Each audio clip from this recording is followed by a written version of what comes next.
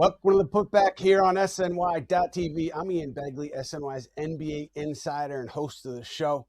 Got a great guest today, Michael Scotto. You know him. If you follow the league, you absolutely know his work. He's all over every team in the league, all 12 months a year, and he does a great job over at Hoops Hype, and we're lucky to have him here now to talk Knicks, Nets, the NBA trade landscape for the next half hour or so.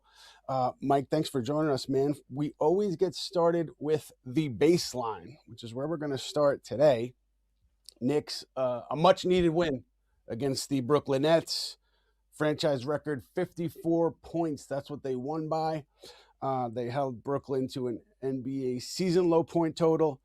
They had lost 9 of 11 going into that game, including a blowout loss on MLK Day to the Mavericks, a depleted Mavericks team. So this is one that the Knicks really needed. And what did you make of what you saw from them last night and then just going into that game? Well, I think, for the Knicks, certainly playing the Brooklyn Nets was the medicine they needed. Yep. I mean, Brooklyn is obviously rebuilding and they're focusing on the development of their young guys, but last night's effort was woefully unacceptable. The fact that this gets considered a quote unquote rivalry is comical at this point. They haven't been able to match the Knicks at all over the past 12, 13 games. And I know there are two franchises that are in totally different directions right now, but for the pride of the city, going up against what many consider the big brother, it was bell to bottom last night, Ian, quite frankly. It was. And again, something that the Knicks needed. I thought the Nets were going to come in there and be much more competitive. Yeah. I thought Porter Jr. would give you more. And so, yeah, it got out of hand, out of control. Jordi Fernandez, Nets coach, putting it on him. He said, this is not the players, this is me. Either way, Nets move on, ugly loss, but ultimately probably gets them closer to where they want to be at the end of the year. Knicks, kind of the same thing, because things were shaky for a while, especially going into this one. Now they move on. They play Philadelphia Saturday. To me, that's the bigger litmus test. If you're a Knicks fan and you want to know where your team is, if you go into Philly, beat a Sixers team that's beat you twice already at the Garden this year, then that shows you that maybe this team is trending in the right direction. No disrespect to the Nets, but the way it happened last night, just I'm not looking at that if I'm a Knicks fan and saying, all right, everything's fine now. I mean, how do you see that, Mike, in terms of the Knicks, the struggles and where they are now? Yeah, look, Ian, for the Knicks, it was smooth sailing in the beginning a little bit, but these last 12 games, they've looked out of sync on the court, in the huddles in particular. When you see certain camera angles from MSG and, when we're there looking down from the press box as well, this is a team that's trying to get back in sync. A lot of chatter about Karl-Anthony Towns in particular and his usage in the offense and how he's been getting along with Mike Brown. I certainly think on paper the Knicks coming into the year had a real argument to be the best team in the East, and they could still end up there by the end of the year. But they've got to tinker with some things, not only with their chemistry, but possibly the roster, looking ahead towards the trade deadline here in a couple of weeks to fortify that bench unit a little bit. Yeah, Mike, let's get right there because the trade deadline is coming up. Mm-hmm. And that is something that, I know fans are interested in, Knicks fans in particular. They want to know what's the team trying to do? Are they going to make a minor move? Is it a bigger move? Well, let's start with, Guerschon Yabusele, Knicks' biggest offseason signing in terms of the money that they spent. They got a player option for next season. I do think that at the end of this thing, when we get to the buzzer, he'll be moved somewhere. I don't know how much they could get back. Mike, what do you think in terms of potential return on a Yabusele trade and potential landing spots? Yeah, Ian, look, with Guerschon Yabusele, when he signed in the offseason, a lot of executives I spoke to thought it was a legitimate home run signing for the Knicks. However, this was before they hired Mike Brown as the coach. Yabusele hasn't fit in Mike's system. And with that said, they are exploring the market on him. I would say for Guerschon, I think that his contract plus another minimum salary guy is something they're going to look to pair. And potentially they may have to give up a second round pick, maybe two, uh, to make a move if they're going to acquire someone better to fortify the bench. Now, I think one thing that's interesting, and I'll share with you on your show before I've shared anywhere else, is I did hear the Knicks were calling not only on Jose Alvarado of the New Orleans Pelicans, but also center Yves Missy. Hmm. So I thought that that was interesting to me. Now, look, part of part of it could be doing background due diligence, but you don't make calls on these guys unless there's some level of interest. So that raised my antenna a little bit. And if you take Yabusele and another kind of minimum guy, you can maybe try to make something happen there. Yves Missy is a guy that the Pelicans have gauged the market on as well. He's played less this year compared to his rookie campaign with the new regime. And a lot of teams that are eyeing centers are looking at Yves Missy as a trade candidate. So something to monitor there. And I agree with your assessment, brother, that by the end of this trade deadline, ideally Guerschon Yabusele is going to be moved to a team that can utilize him better. And for the Knicks, to get a player that fits their system as they look to try to make a run in the East here. Right. Yeah, it's going to be interesting, Mike, because, well, first of all, the Yves Missy, that's a great note. And, and it tells you that the Knicks aren't just focused on one position here as they scour the trade market. I don't think they're married to one particular player or move. I think it's pretty much wide open at this point. You know, we talked about Alvarado, but Missy tells you that they also are looking at backup bigs. And the interesting thing there, obviously, Karl Towns, Mitchell Robinson, and Ariel Hukporti, you would say to yourself, the Knicks are fine at the center position. So that what that tells you is, at the very least, they are looking at, I don't want to say considering, but they've got some things in front of them where they have to consider the possibility of trading either a Robinson, a Hukporti, or we'll get into Towns a little bit later. But it's fascinating that you mentioned that. And you talk about trade assets. Knicks don't have a ton. They have a lot of second round picks that they could throw into trade. So I think that's an area where when you talk about having to attach an asset, they do have those second rounders they could throw in, especially with Yabusele because he's got that player option next year. But Deuce McBride, I think he's their most valuable, like, I don't want to say realistic, but in terms of player, contract, and what you could get, I think Miles McBride is probably their most valuable trade chip. Do you agree with that, or do you think it's somebody else? Absolutely. Look, Ian, anytime you talk to executives around the league, Deuce McBride is widely considered one of the best contracts in the NBA given his production. I mean, this is a guy that eventually, when he hits the market, is going to command, like, at minimum, a mid-level salary, if not more. He's been phenomenal for the Knicks this year, really putting it together offensively, especially shooting the ball beyond the arc. Makes me wonder if he's a guy that could even be considered for the 3-point contest in the All-Star weekend, which time will tell. But phenomenal season for Deuce. With that said, Ian, the way that the Knicks salary books are structured going into the trade deadline, I almost feel like you have to keep Deuce McBride because you're trying to win now and chase a championship. And also, if, for example, the Milwaukee Bucks keep Giannis Antetokounmpo through the deadline, and then we have the summer of Giannis, which the whole league is expecting because then Milwaukee can offer a $275 million contract extension. And ultimately, push come to shove, we're going to know one way or the other where he stands. You can use a guy like Deuce McBride to potentially get a player of that caliber.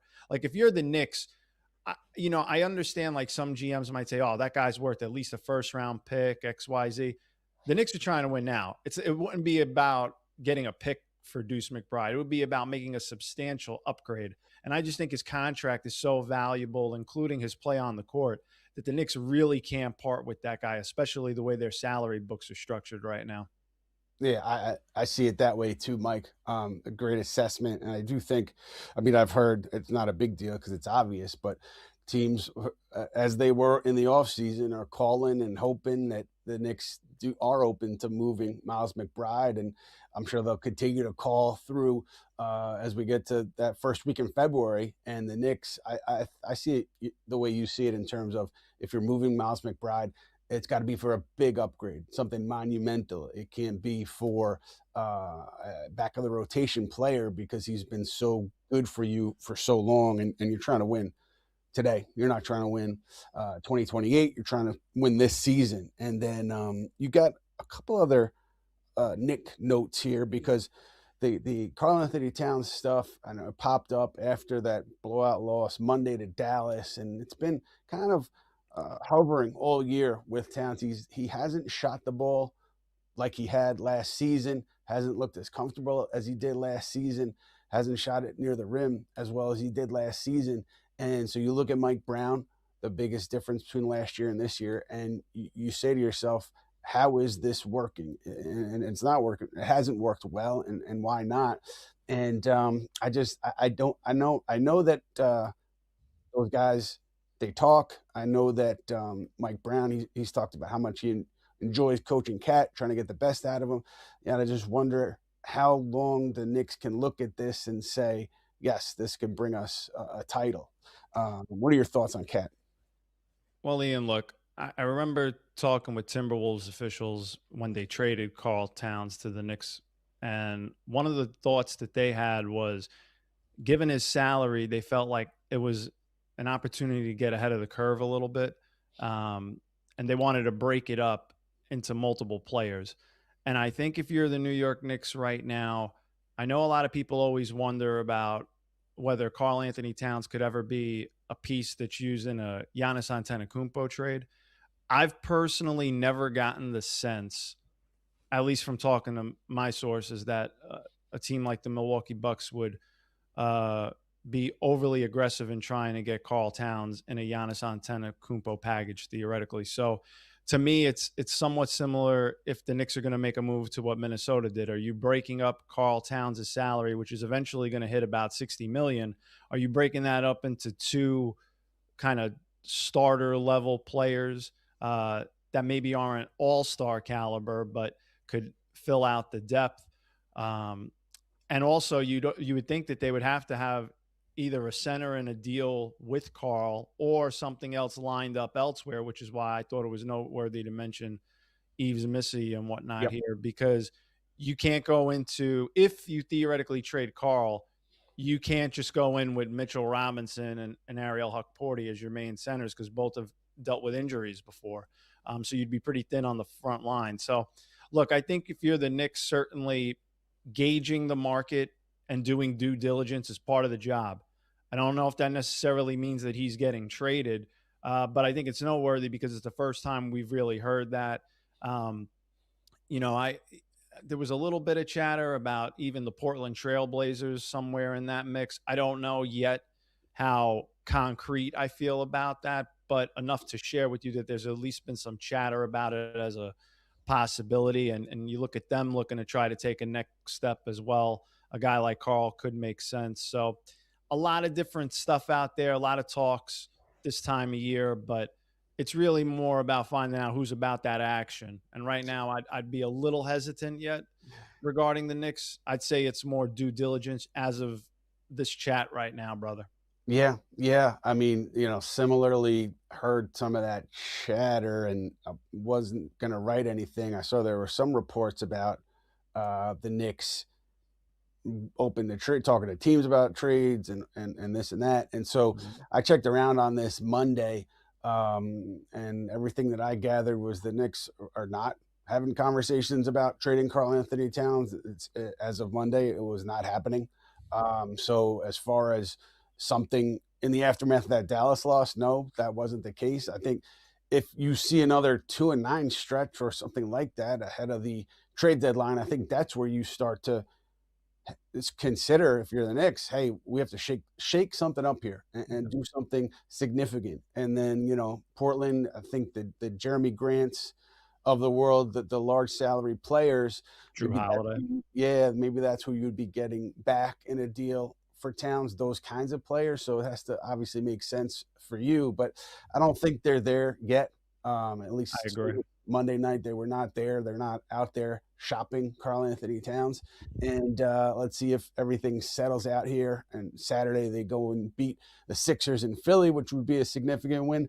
But yeah, if you're talking about another stretch like the stretch that they just had over the 11 games before the Knicks game, then you're talking about bigger deals and, Bridges, OG, whatever it is, it's a more significant deal. But right now, I don't think there's much there of substance. You brought up a good point, brother. I just wanted to touch on. It's coming after a long losing streak and also a bad loss to the Mavericks. Usually Yeah. stuff like that floats out there at an opportunistic time like that for Oh that yeah. kind of reason. Hmm. I always, anytime there's a leak, it's always about what's the intent behind it and Hmm. where is it coming from, whether it's coming from around the league internally or anything like that, in deciphering the messaging.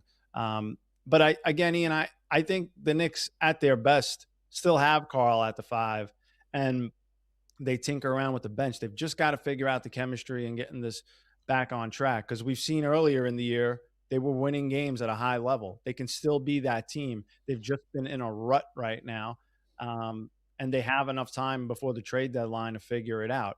But by the trade deadline, as you know, it's pencils down, and it's time to take the test. Yes, absolutely. And we were just answering our guy Nick's feed's question. He wanted to know. He was talking about Steve Popper's report, noting that the Knicks have had conversations with a few teams about Towns. Can I add anything to that? We just kind of spelled it out, at least from my perspective. I mean, that leak, I don't think Monday night was coming from the Knicks. I could say that. And then if things continue to spiral, what would be the likelihood they retool with packages? Yeah, I think that's where you, as Nick's feed is mentioning, poor play would lead to a bigger trade, because James Dolan said, agree or disagree with saying it publicly, James Dolan said with what everyone is thinking about this team. Got to make the finals, should win the finals. That's what happens when you fire Tom Thibodeau, coach that brought you to the conference final for the first time in 25 years. That's where the bar is. The bar is going to be very high. And so that's why these games ahead of February, ahead of that first week in February, I think will tell you a lot more about what the Knicks do and what other teams do, because teams, I don't think there's so many teams who right now, Mike, correct me if I'm wrong, could be sellers, could be buyers. I don't think there's a lot of teams who are not committed to one or the other yet, because it's their records are such that they think they could still be in the mix. Yeah, I mean, I would say in a lot of teams, it's more about monitoring the luxury tax. Who are the teams that are right above it that would make a move to get out of that? Um, it's not as exciting stuff, to be honest. And I don't want to pour water on trade talks for the fans, but it's just the reality. Like this trade deadline, I've been doing this 15 years. I feel like this is one of the quieter trade deadlines to this point, at least in terms of chatter out there. And like you said, if there's going to be trades, it's also teams trying to get off of salaries that they don't want for other guys with salaries that they don't want, or you're taking a chance on a flyer on a guy that's either injured, like Anthony Davis with a lot of money coming up, John Moran, who's had off-court issues, now has looked a little bit rejuvenated while he's in trade talks. I don't know if that's whether, he says he wants to stay in Memphis if he's trying to play better to showcase that or not, or if he's ultimately playing better to get out of there. But the reality of the situation is those are the type of things. And like we saw with the Trae Young trade, it was a salary swap, basically. There wasn't picks involved, which teams are holding on to more than ever. And it's fascinating because when you look at the market, you've got guys like Desmond Bane and Mikal Bridges who've gone for a boatload of picks but have never been all-stars before. And yet you've got high-salaried all-star guys that don't net as many draft picks because teams are looking to get a better low-value contract. And then even you have the Pelicans, for example, with Trey Murphy. They talk about, well, if they're ever going to move a guy like him, you need a Desmond Bane package for him. It's just fascinating the way the market has shifted into this place we're in now. Yeah, and Memphis in particular and Bane in particular, if that's what you got back for Desmond Bane, I don't think you're taking back a Trae Young type package for John Morant. So, Correct. yeah, I just wonder, like, is this about increasing his trade value? Are you going to hold out until the off season to revisit this and figure it out? And maybe you think you could get more then. I don't think the Memphis leadership over there and Zach Kleiman, they're not going to settle for something that I don't want to say that doesn't equal the value of the player, because that's what the market dictates. But I don't think he's going to accept that Trae Young type offer. Yeah. If that's what he's getting, I would assume John Morant remains on Memphis past the trade deadline. Yeah, I mean, look, Ian, when it comes to John Morant, John Morant's not going to get the Desmond Bane package. He's not. But at the same time, I would imagine Zach's going to try to push for at least one, if not two first-round picks. I had reported, in fact, that, in talks with the Milwaukee Bucks, he's going to want either the 2031 or 2032 pick they have available to trade, and Ryan Rollins, if there was going to be a deal there. He's going to be shooting as high as he can. He's been a tough negotiator. And with John Morant, when you've got one of the most talented guys that the Grizzlies have ever had, you have to be. And I'm sure that he knows that if John Morant was traded, there could be a little bit of blowback from the fans. So you want to get a package that's worthwhile that you can sell to the fan base. They don't want a Luka Doncic scenario in Memphis. Right. It's a great point. And I wonder, just at the highest levels of that organization, how do they feel about the value and what the direction is? Because I think you noted this, Mike. I mean, I think I've heard similarly that the Jaren Jackson stuff. Like, do you go, if you trade John Morant, are you moving off Jaren Jackson, and then are you totally retooling? I mean, some teams are doing due diligence on Jaren Jackson. Oh, and there's more. Yeah. And so is that do you go that direction? If you do that, is it better to do it now or to do it in the off season? And I'm looking at it Indiana too as a maybe a sleeper team on Jaren Jackson, and considering what they have and what they will have next year with Tyrese Halliburton. Yeah. But there were so many steps away from that. But teams are operating with that as a possibility ahead of this February deadline, just because there's so much up in the air in Memphis. Yeah. Ian, I would say this, like, if you're going to trade John Morant, I understand Zach Kleiman has kind of had the stance, well, you could build around Jaren Jackson and keep going. But at that point, he's still in the prime of his career and the early stages of it at that. You can get a haul for him and get 3 first-round picks probably if you put him on the market right now. I almost would say that a lot of executives around the league think that at that point they would just go full rebuild, as you touched on. A couple teams that I had mentioned were looking at Jaren Jackson. You've got the Boston Celtics. You've got the Detroit Pistons. And there's other teams out there that, like, for example, if you see Steve Popper touched on Charlotte being linked a little bit to Karl Towns. Well, who's to say that they couldn't make a run at Jaren Jackson Jr.? There's a lot of teams out there. You mentioned the Pacers. The Pacers have been linked to every center on the market and their mother, quite frankly. And with good reason, because they haven't filled that void since Miles Turner. So they've looked at anybody and everybody. And in fact, I'm sure they've looked at even Mitchell Robinson as well. No stone unturned. Yeah. No stone unturned. Across the bridge, Nick Clarkson as well was a guy that they looked at, they made calls on. All these teams are doing that right now. But bigger picture with the Memphis Grizzlies and their stars, John Morant and Jaren Jackson, the thinking around the league is that if John Morant is going to end up being moved, well, you might as well go full rebuild and go all the way and do something with Jaren Jackson as well. He would command a boatload of first. And if there's one thing we've seen that Zach Kleiman and the Grizzlies can do, it's they draft well. They've got a young core there.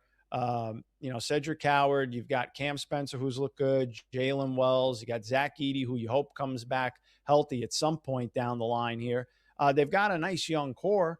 If you could really supplement that with a ton of picks in the future, especially given their market, it could be advantageous. Yeah, it's going to be interesting how they proceed. Let's hit a little bit on the team across the river that you mentioned, the Nets. Obviously, Michael Porter Jr. having a very good season. would command a return from teams who are looking to add a score. Same thing, Cam Thomas. I mean, the Nets have bigs. You mentioned Clarkson and Daron Sharp. There are players who teams are either hoping or expecting to be made available with Sean Marks and the group over there at some point ahead of the deadline. What's your read there? My read is that like a Porter Jr. or a Cam Thomas or both will be moved. What are your thoughts? Okay, let's start with MPJ. So with Michael Porter Jr., I would say that for Brooklyn, they're not I wouldn't say that they're shopping him. They're listening, certainly. Yep. He's been an all-star caliber player. There have been teams that called, but if you're Brooklyn, you're going to be asset driven. So if you can get draft compensation that you think is worth more than Michael Porter Jr., you've got to do it. But at the same time, they're also trying to take a step forward next season and be better. Michael Porter Jr. certainly could be a part of that, from what I've been told. Also, there's no urgency to move him now. He will be on an expiring contract going into next season. And as you know, expiring contracts, let alone with a guy who's at all-star production, are valuable around the league. So for the Nets, I don't see them moving Michael Porter Jr. unless they get the asking price that they have. You touched on Nicholas Claxton. I mean, Nick Claxton, I've heard there was exploratory interest earlier with the Golden State Warriors. Obviously, the Indiana Pacers, who I touched on, called as well. But I did not get the sense that anything was close there at this point. And for Nick, his contract descends. So for Brooklyn, there's no immediate urgency now to move him, and he could be a part of their outlook going into next season. Cam Thomas, you touched on. I think Cam Thomas would have to be almost included in a little bit of a bigger deal if they're going to do something, if it's standalone value. He struggled a little bit since coming back. And I think a lot of the people around the league would say that they can infer that his time with the Nets is eventually looking like it's heading towards the end here, given the extension negotiations that they had and his decision to take the one-year qualifying offer instead of taking a little bit more money with a team option for the second year going into next season. With that said, right now, otherwise for the Nets, you touched on Daron Sharp. Boston always liked Daron Sharp dating back to the summer, as I touched on. There was some conversation about Anthony Simons going to the Nets previously, and if the Nets could pull a first-round pick for him, but Boston's been resistant to that, and now they've been in the thick of the East at the top right now, and I feel like the pendulum has shifted to where they think there's a chance that Jason Tatum could come back, and they could be a buyer and look to add a center, whether it's either a starting caliber guy if they really find somebody that could be a home run. They looked at Ivica Zubac, as I reported previously. Or if not, get another backup center behind Neemias Queta, who's played very well for them.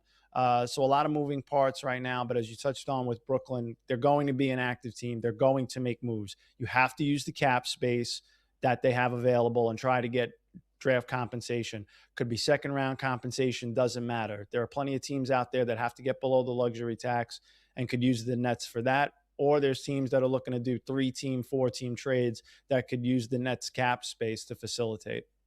Yeah, them operating as that third team to facilitate a bigger deal. They're well positioned for that. The Cam Thomas part is interesting to me because, correct me if I'm wrong, Michael, he is free as a bird this summer, right? Yes, and he has a no-trade clause because he signed the one-year qualifying offer. Yes. So if you're the Nets, and I'm hearing the same as you're hearing in terms of this being like the Cam's going to sign somewhere else in the offseason. If you're the Nets, what do? Do you let him walk for nothing, or do you try to get an assets for him? It's going to be an interesting dance for Brooklyn ahead of the deadline. I want to hit on Milwaukee. We talked a little bit about the Bucks earlier, and obviously everybody's still keeping an eye on number 34 up there, and he's making interesting comments after games this week and last week, and kind of feels like if this was a script, is he setting the stage to demand a trade, ask for a trade? I don't think he wants to go that far, but I think in order for something to happen, he's got to publicly ask for a trade. So I don't know if we get to that point, but it seems inevitable to everybody. If he wants one before the deadline, you could make that argument. But again, Ian, like as I said earlier, once the summer comes and he has the opportunity to sign the $275 million extension, if he doesn't sign it, there's your answer. Period. Mm-hmm. Point blank. None of this through the media. None of this through the agent. It's on you. Squarely on you. What are you going to do? What are you going to do? That's it. I still think there's, a world where this does get done before February. I think it's unlikely. The easier way to do it is what you're talking about, Mike. Yep. Well, they got more. The teams are going to have more draft picks available over the summer. So if you're the Milwaukee Bucks, I'm also trying to.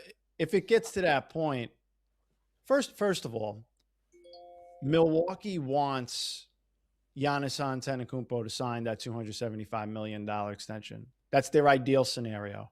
If that's not going to happen, you're going to want to extract as much future draft capital as possible. And the most advantageous time to do that is in the summer when more future draft picks become available for a bunch of teams, including, for example, the Miami Heat. Yep. Plenty of other teams as well, but I just figured I'd throw that out there because they've always been linked to him for years. Yeah. Obviously, if you're the Knicks and any other team as well, but it's important to note that. So for good reason with Miami, by the way. Go ahead. No, that's just where we're at. It's like the saga never ends. He's not going to – I don't see him publicly, certainly. I don't think you can also by the rules. But, like, at that point, Giannis isn't going to want to be the bad guy. And also, I know ideally in his heart he'd love to make it work there. But, look, everybody's got eyes. It's not working. They're not a finals contender. You can clearly see that. They're not a playoff team right now. They're not a top 6 team, let alone a contender. What are we talking about right now at a certain point? Okay? Yeah. Let's be real. Now, if Milwaukee puts their 2031, 2032 pick on the table, well, that's an asset that a lot of people around the league want. But even then, whoever you acquire, is that going to really change the dynamic? I don't think so at this point. It's a risk, right, for Milwaukee. I give them a lot of credit for doing what they did with Miles Turner over the summer and for really trying to make this work and trying to figure it out. If you're at the deadline and, you've linked them to Ja Morant, I've heard similar that, they've been sniffing around on Ja.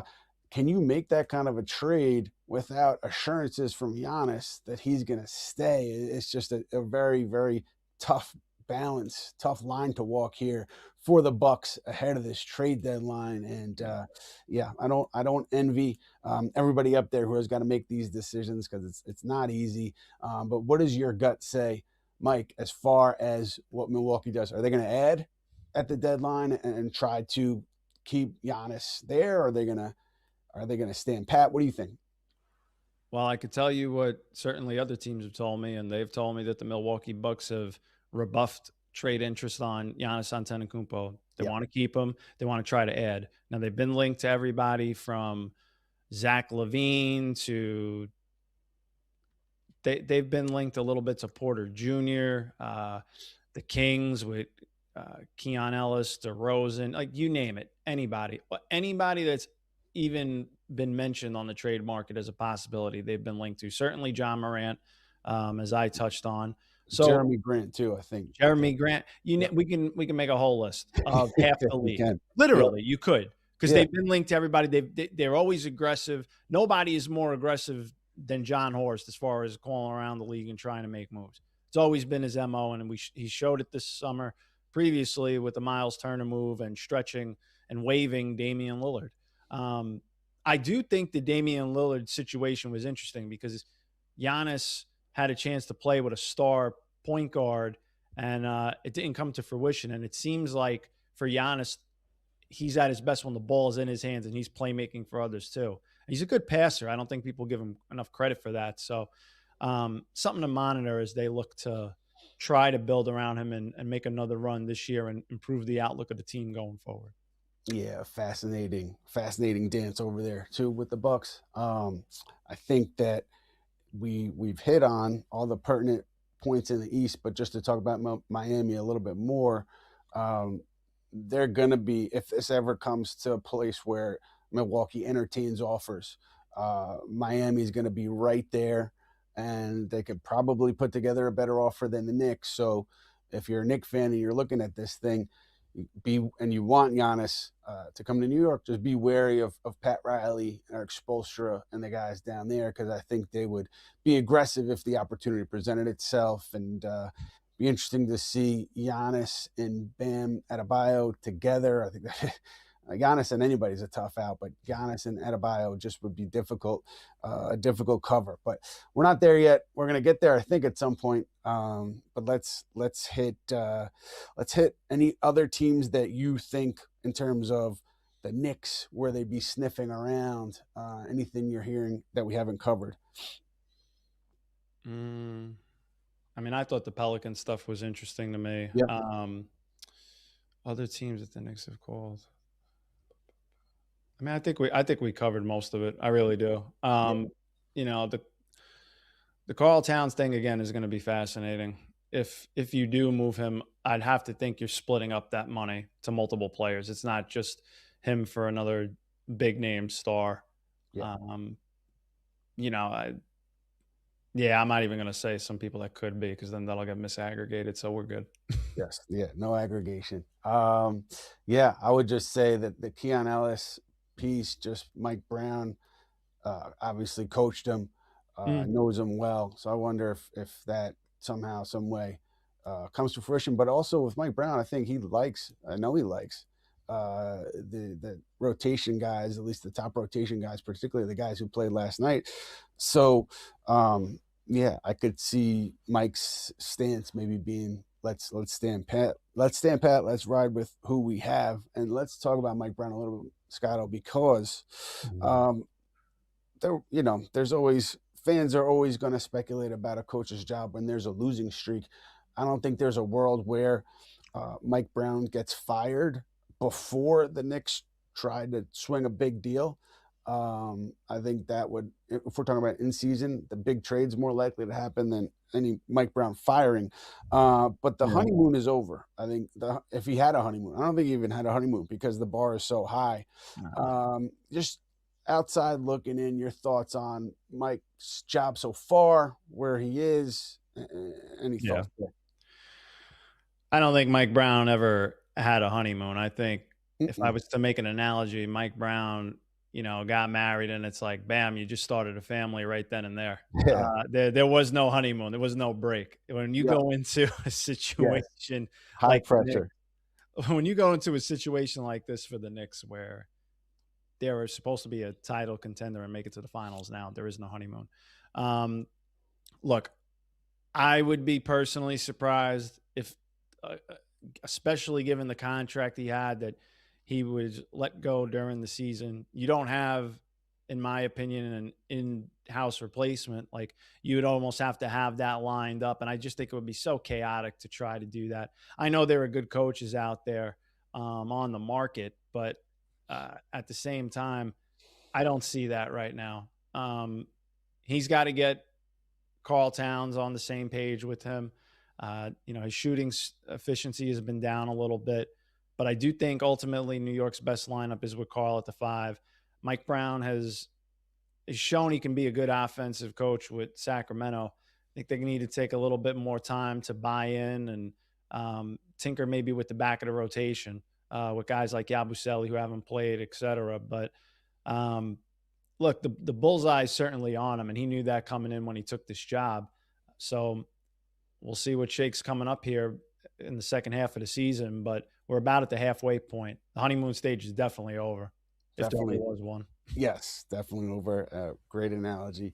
Got married and jumped right into starting a family. That's where Mike was. But the interesting thing to me, in kind of digging around when the Knicks were struggling, something that kept coming up again and again was that not everyone was fully bought into their roles. Not everyone was fully bought into the we over me team concept. And I think you see that a lot in the NBA, but it's just interesting. It was interesting within the context of their struggles. There were some of this last season too. I was hearing about during the year, talking about it all year. And then in the postseason, something changed. And I was talking to the same people about the same issues, and I heard like it's different now. Everybody's just locked in on winning. So maybe it's just a regular season thing. Maybe it's not. Maybe it doesn't matter who the coach is or who the teammates are. This is just something that happens. But I do think, or I know that not everyone is super locked in on their role. Maybe not thrilled with their role and the way things are happening on the floor. I think that's common in the league. I think you see it. You could probably find it in any locker room. It's just interesting with the Knicks, given the roster they've put together, where they are, and what they're trying to do. Look, it's hard to make 15 guys happy on a roster. But the concern is more if it's somebody in your starting lineup. That's the concern. I feel like Karl Towns has kind of made it known he's had to sacrifice a little bit. And I do think that's certainly noteworthy. So, again, that's the X factor for the Knicks, Karl-Anthony Towns. Because when Karl-Anthony Towns is an all-NBA player for the Knicks, as we've seen last season, they're pretty good. And they have a chance to achieve those expectations that they've set. That's the X factor. And then, look, again, we've touched on it. They could tinker on the back of the roster and the bench, sure. But bottom line is that Karl Towns is the X factor for the Knicks one way or the other. Yeah, I think it swings there. And, it's Leon Rose always has big decisions to make, but particularly now, particularly ahead of that deadline, given where the expectations are, he's got some big decisions to make. I think that we really went around a lot of the league and we hit on most everything. Just with the Lakers, they have some expiring contracts that I think that they'll try to throw out there to try to get something in return. I don't know if they'll be successful, but those expiring deals, as you said earlier, Mike, I believe Gabe Vincent, Rui Hachimura, Maxi Kleber too. Yeah. So those, I think they'll continue to look to those, to use those to their advantage. Jared Vanderbilt they'll look at as well. Yes, I don't know if he's expiring or not, but he's got some value. He's another name. Yeah, he's got some value. Charlotte too with Miles Bridges. I'm wondering where they go with that one. It's funny, a team called Minnesota trying to offload a solid player, and they were asking for Dante and Julius, is what I'd heard in Minnesota, or a package including those two. Minnesota shut that down, just kind of related to that Karl-Anthony Towns trade.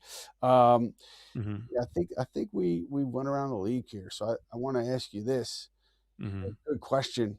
We had a good question on Twitter from, I don't want to give the person credit. It is Knicks till the death. Using your best judgment, are there over under 2.5 Knicks traded prior to the deadline? And then any potential surprise candidates? I think we've gone through that, but over under 2.5, what are you betting? It's a push too. Yeah, I'm because if you're going to trade Yabusele, you're probably putting a minimum guy. So there's two right there. See, that's how they get you. They get you at half. You can't do it. That was a good, a very good bet that they put out there. So thank you for that. Knicks till I die. And then we just want to hit on a couple other questions here, Mike. We got a talkback section that we do weekly. Usually we have our friend Matt Spenley. He's under the weather. So I'm riding solo on this one, but we got a couple questions about Jordan Clarkson. Knicks recap, asking about Clarkson, saying that he's been effectively benched the last couple of games. And then he had an interesting comment about how he knows that he can help any team in the league win. What have you heard regarding Clarkson possibly being moved? I haven't heard much there at all. I know his role has kind of fluctuated. Same. And then, if Mike Brown continues to go the way he's gone the last couple of games, maybe there's no role there. but I haven't heard much there. I don't. Yeah, similar for you, Mike. You Same, haven't heard anything? same, brother. Yeah, Yeah, same on my end. yeah. And then Naji Marshall. I think the Lakers could get in there. A lot of people like him. Good Yeah, contract, a lot of productivity. I would say for the Mavericks, Daniel Gafford and Naji Marshall have been the guys that have gotten the most interest around the league. Obviously, Anthony Davis is a better player than both of them, but it's less teams calling comparatively. yeah, yeah. I wonder. The question specifically was about the Knicks from my guy, Dat Franco, wanting to know about Naji. Yeah, look, I'm sure. I don't know this, but I'm sure the Knicks wouldn't be doing their job if they didn't at least check in with Dallas on the two gentlemen that you mentioned, Mike. They just saw them when Dallas came to town. I guarantee you there were some, hey, what's going on, buddy? What are you thinking with these players, X, Y, Yeah. Z? Absolutely. Yes, exactly. But with the Knicks, you get a player like that. You're sending out Yabusele, let's say, and then another minimum salary. Am I wrong? That's not enough. I mean, you have to sweeten the I'd pot. have to look at the books, but I don't think you got to give up something decent to get Naji Marshall. He's played well this year. And Dallas is still trying to figure out what they want to do. You know, being there, the sense I got from talking to people was ownership still wants to see, this was reiterated to me, I should say, because this has been out there, but it was reiterated to me that ownership ideally would like to see what Anthony Davis and Kyrie Irving look like with Cooper Flag. Anthony Davis avoided surgery, so he is expected to come back. Kyrie Irving, there's a possibility he could, but my standpoint was always, how much do you want to see them back with Cooper Flag towards the end of the season if you're that far out of the playoffs and you maybe at best could be a playoff team? If it was me, I'd probably be trying to focus on the development of Cooper Flag. Tell those guys, you take your time coming back, you rest up, got a big season ahead coming up. And then you can either flip AD over the summer or not, or go into the season. But I'd want those guys healthy. Yeah, it's an interesting direction to take there, and you just laid it out. I mean, to me, I would assume that the Mavs get an offer from some contending team that they say this is too good to turn down on Naji Marshall. So maybe the decision gets made for them based on the offers. But yeah, a lot's in flux over there. And just like the Knicks, big decisions to make. I think we've hit it all, Mike Scotto.